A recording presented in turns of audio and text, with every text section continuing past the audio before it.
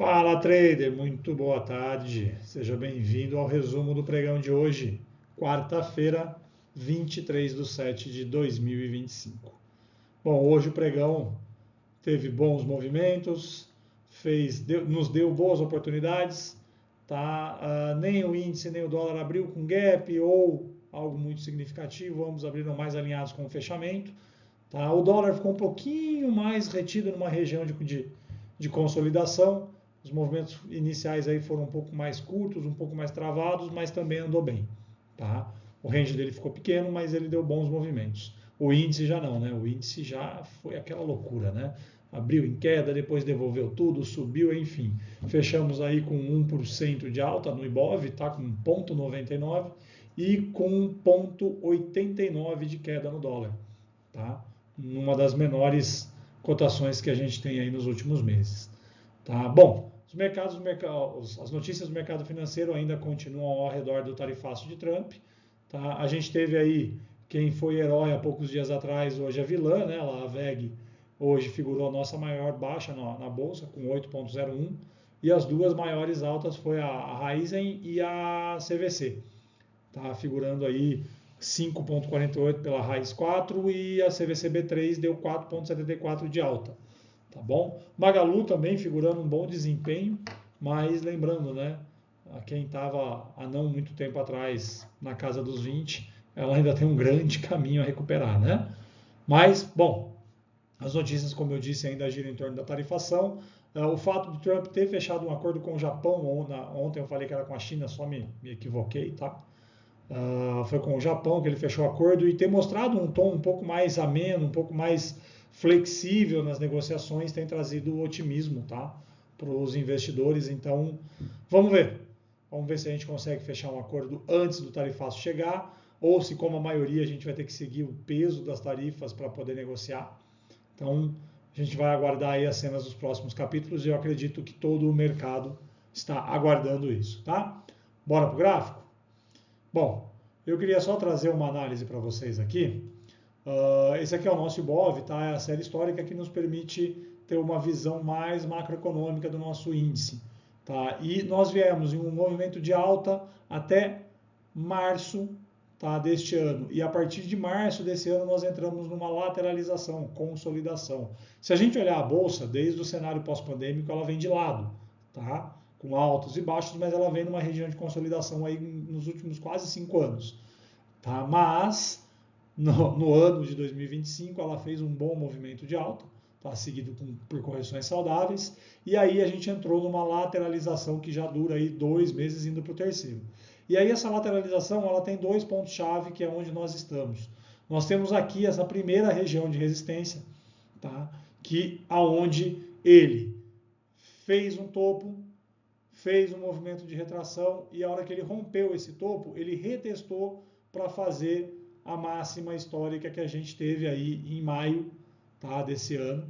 E ele não voltou a testar esse cara novamente. Ele fez um fundo mais alto, que foi justamente essa região de bipolaridade aqui, tá, que é esse topo anterior, onde ele fez 1, 2, 3, 4, 5. Ele teve aí entre 5 e 6 testes nessa região, não perdendo esse fundo. Tá? E o que aconteceu recentemente é que ele perdeu esse fundo e ele veio testar o suporte mais abaixo. Tá? Bom, esse suporte mais abaixo, o que ele pode figurar para a gente? Ele pode figurar para a gente um excelente suporte e a gente vê o preço do Ibov voltar a subir e ficar dentro, tá, do range aqui da lateralização com o último topo, tá? Ou até mesmo renovar o topo. Ou então ele pode simplesmente figurar para a gente um pullback para um movimento de queda. Tá lá. Os dois cenários aqui são bem plausíveis.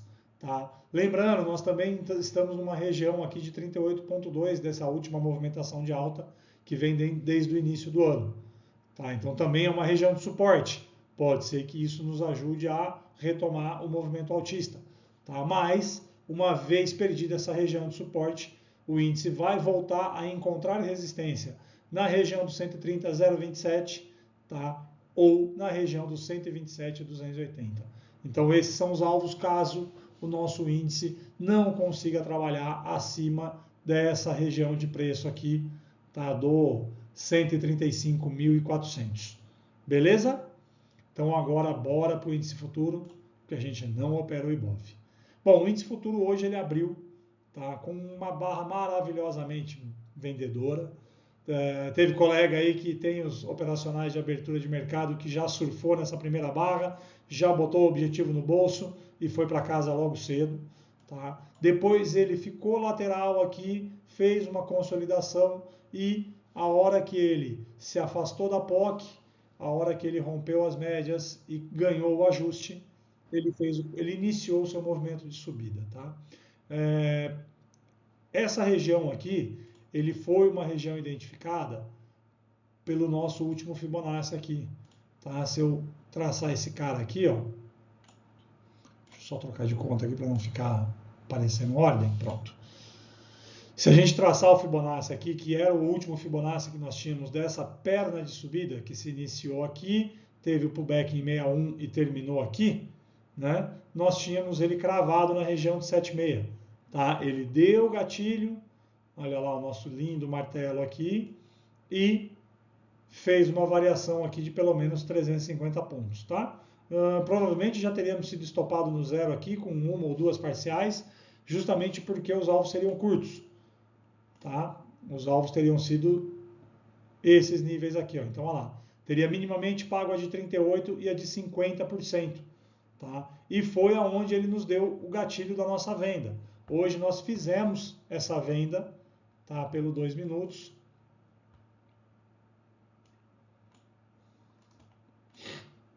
Fizemos essa venda utilizando esse martelo aqui, que nos pagou aí duas parciais, tá? Porque uma era 200 pontos, se não me falha a memória, e a última parcial era o rompimento do pivô. Tá? Mas quando eu vi esse doji aqui, eu adiantei ela, então saímos aí com resultado de 200, 250 pontos mais ou menos aí, com uma mãozinha reduzida. Tá? Esses dias de incertezas geopolíticas me forçam a operar um pouco mais leve, né? Afinal, é o nosso dinheiro suado que a gente coloca na mesa todo dia, né? É o nosso dinheiro suado que a gente coloca em risco, então ser prudente não faz mal a ninguém.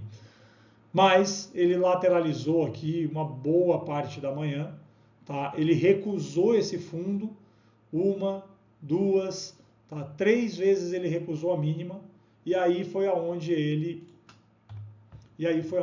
deixou uma barra de ignição, enroscou aqui no 618 de novo, e foi aonde ele começou a caminhar para o ajuste.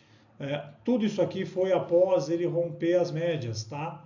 Olha lá, ele ficou sambando na média abaixo. A hora que ele fez a primeira movimentação acima, ele fez um micro pullback aqui na VWAP principalmente e fez o seu primeiro movimento altista. Tá? Beleza? Beleza. Meu, pagou em linha reta. Aqui muita gente pegou o seu também e se retirou do mercado. Tá? E aí o que ele fez? Olha o mesmo setup de ontem aqui. Ó. Ele fez um retorno na média móvel, deixou um candle gatilho aqui, 210 pontos de stop, um stop totalmente operável e caminhou mais 425 aqui, ó, sem calor. Então só por aqui ele já teria praticamente pago 2 vezes o risco. Tá? E assim ele continuou se comportando. Tá? Olha lá, um pullback na média móvel de novo. Aqui ele rompeu a média móvel, tá? Mas pelos 5 minutos ele deixou mais 2 operações magníficas. Tá? Aqui eu tinha novamente um pullback na média móvel, só que eu tinha um estocástico um pouco mais alto, abaixo dos 50, tá? O que já nos permitia uma entrada um pouco mais arriscada. Tá? Tanto que na barra seguinte você já vê o cruzamento entre o estocástico e a média. Tá? Mas também, mais uma vez, foi um trade com um risco de 150 pontos que pagou 350. Tá? E aqui em cima de novo aí nós tínhamos o estocástico um pouco mais baixo, só que ele chegou a romper a média, tá? O que nos deixa um pouco mais inseguro, mas também foi um trade de 186 pontos que pagou 350, tá? Pagou praticamente 2 vezes o risco. Bom, nós temos que adaptar o nosso operacional para aquilo que o mercado nos dá, não é? Então, se eu estou fortemente em tendência, eu ficar procurando retrações pode me colocar em risco. Eu posso pegar movimentos mais curtos, eu posso pegar movimentos mais arriscados. Então a gente tem que também trabalhar um operacional seguidor de tendência. Tá? Mas, de novo, validem um operacional no backtest, tá? Validem um operacional com replay de mercado. Não é simplesmente falar, eu vou seguir o retorno à média aqui e vamos embora. Criem, tá? Criem o seu tripé de confirmação.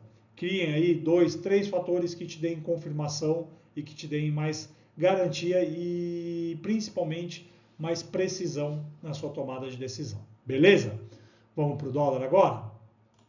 Bom, o dólar ele também abriu alinhado com o fechamento do dia anterior, tá? Não fez uma grande movimentação. Ele bateu para cima, fez uma movimentação curta para cima. Nós estávamos com esta fibra traçada aqui, tá? E a movimentação curta foi até 50%. Tá? Foi onde ele deixou para nós um gatilho de venda. Não foi esse cara aqui, tá? Foi esse doji, nosso gatilho de venda. Como ele estava numa movimentação curta, como a nossa fibra também era curta, a venda nele foi no fechamento do doji, só que o meu stop estava no próximo nível de fibra em 61.8 com 5 pontos, tá? Um pontinho acima. Nos pagou aí 7 pontos, eu saí com 6,5 e aí eu deixei a roboseira operando o dólar. Tá? Felizmente hoje os dois robôs de médio e longo, né? De médio e longo prazo que eu falo, que são os dois robôs que operam num time frame um pouco maior, eles deram boas operações e ambos bateram a meta antes das 10h30. Então o dólar, quem operou hoje foi o robô, eu fiz somente essa venda. Mas, de novo, ele deu esse gatilho no 50% e depois ele deu mais um gatilho aqui, ó, que iniciou no 50% e rompeu o ajuste, tá? Aqui a gente percebeu que o ajuste foi o que segurou o preço, tá? Não foi nem o fechamento, foi o ajuste, que ficou brigando com ele aqui, tá? Quando ele perdeu o ajuste, ele veio e pagou aí pelo menos 10 pontos em linha reta. Tá? Tiveram alguns colegas aí que pegaram exatamente essa movimentação. E aí, todo suporte rompido vira resistência, né? Todo ponto de resistência vira bipolaridade. Então ele tentou algumas vezes aqui trabalhar acima do ajuste, não conseguiu. Toda vez que ele se aproximava do ajuste, ele era repelido. Tá? Bom, por aqui eu já estava fora do mercado, voltei à tarde, peguei com a Mari Damasceno lá na sala da Clear, ela conseguiu mais uma venda promissora aqui, que tirou a gente algumas vezes no 0 a 0, mas ela conseguiu mais uma venda promissora, mas aí aqui já era só aprendizado, e aí o dólar continuou descendo, daquela forma que a gente já está acostumado no período da tarde, né? Deixando bastante sombra, deixando bastante pavio, mas foi caminhando para baixo. Beleza? Bom, é isso. Tá? Esse foi o nosso mercado no dia de hoje. Como eu disse, ele nos deu boas operações, nos deu bons sinais de entrada, tanto no índice quanto no dólar.